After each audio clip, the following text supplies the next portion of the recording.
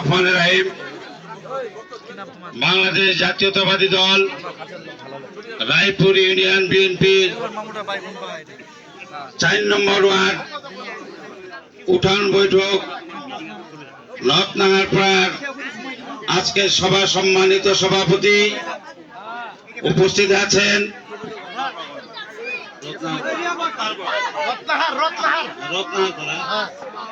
রত্নাহারপাড়ার উঠান বৈঠকের সম্মানিত সভাপতি উপস্থিত আছেন আমাদের আজকের প্রধান আকর্ষণ ঠাকুরগাঁও জেলার বিএনপির সম্মানিত সদস্য রায়পুর ইউনিয়ন নির্বাচনী প্রচারণার সমন্বয়কারী সিদ্দিক ভাই বাবু আজকে উপস্থিত আছেন রায়পুর ইউনিয়ন কৃষক দলের সাধারণ সম্পাদক রায়পুর ইউনিয়ন বিএনপির সিনিয়র সহসভাপতি যুব দলের সভাপতি সবাইকে অ্যাড্রেস করে আমার সময় অল্প উপস্থিত এই রত্নাহারপাড়ার ওইটার জন্য হয় না, ওই লাইটটার জন্য মুরব্বী ভাইরা সামনে উপবিষ্ট মা ও বোনেরা সবাইকে আমার সালাম, হিন্দু ভাইদের প্রতি আদাব। বক্তব্য আমরা দেব না, আমরা দুইজনেই খুব জরুরি কাজে চলে যাব। সমন্বয়কারী সহ দুই একটি কথা না বললে নয়। আমরা এখানে কেন এসেছি, আজকে কেন আপনাদেরকে কষ্ট করে এখানে বসায় রাখছি আপনারা তো জানেন। কিসের জন্য আমরা আসছি এখানে? ভোটের জন্য। কার জন্য? কার ভোটের জন্য আসছি আমরা? মা বোনেরা একটু দয়া করে বলবেন, আমাদের ঠাকুরগাঁও এক আসনে যিনি ধানের শীষ মার্কা নিয়ে নির্বাচন করছেন ওনাকে কি আপনারা চিনেন? সে ব্যক্তিটিকে মা বোনেরা একটু বলবেন উনি কে? মির্জা আলমগীর সাহেব বাংলাদেশের বিএনপির মহাসচিব, সারা বিশ্বের নন্দিত নেতা, যাকে আমরা টিভিটা অন করলে দেখতে পাই প্রতিদিন যে মির্জা আলমগীর সাহেব বক্তব্য রাখছেন। সেই ব্যক্তিটির জন্য আমরা আপনাদের কাছে এখানে উপস্থিত হয়েছি আপনাদেরকে নিয়ে। আগামী 12ই ফেব্রুয়ারি জাতীয় সংসদ নির্বাচন।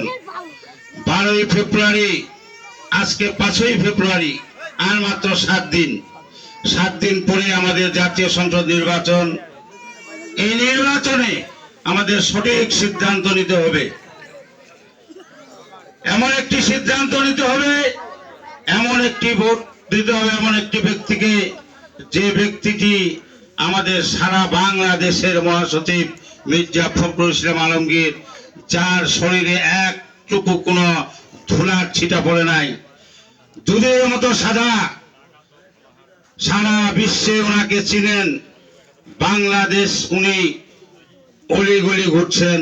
বিশেষ করে আমাদের রায়পুর ইউনিয়নে 91 সাল থেকে আজকে 2000 সাল প্রতিটি এলাকায়, প্রতিটি গ্রামে, প্রতিটি পাড়ায় উনি ঘুরে ঘুরে বেড়াইছেন।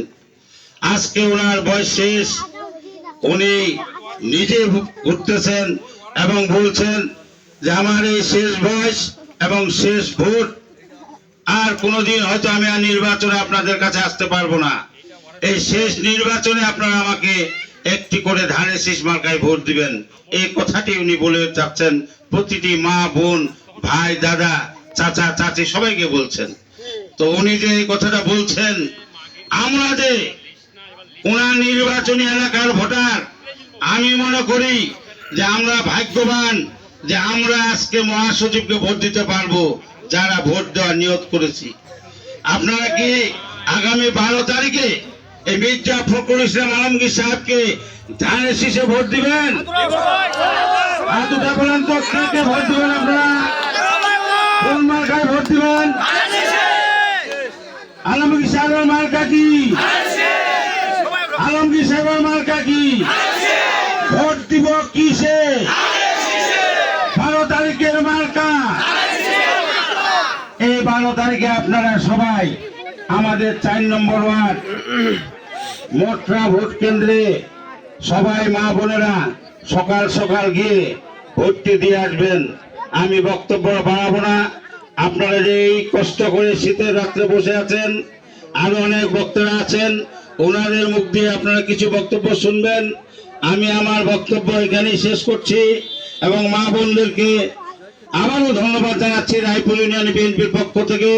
আপনারা এখানে যে এসে বসেছেন, আমাদের ধানের শীষ মার্কায় ভোট দেওয়ার জন্য আপনারা হাত তুলছেন।